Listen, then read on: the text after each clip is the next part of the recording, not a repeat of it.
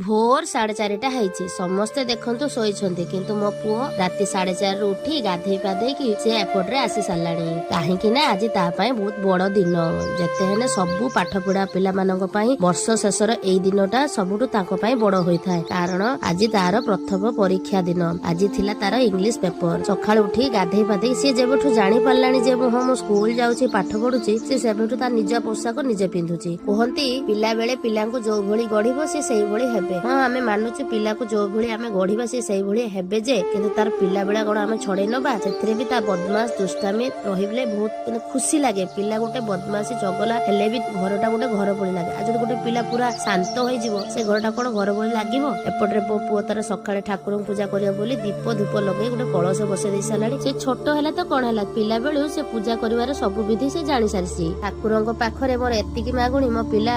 जहाँ भी एबे भी अच्छी ना से भली थाहु भगवान ताको आशीष करी रखि थांतु और आपण मानकर आशीर्वाद बिना सी भी आगो को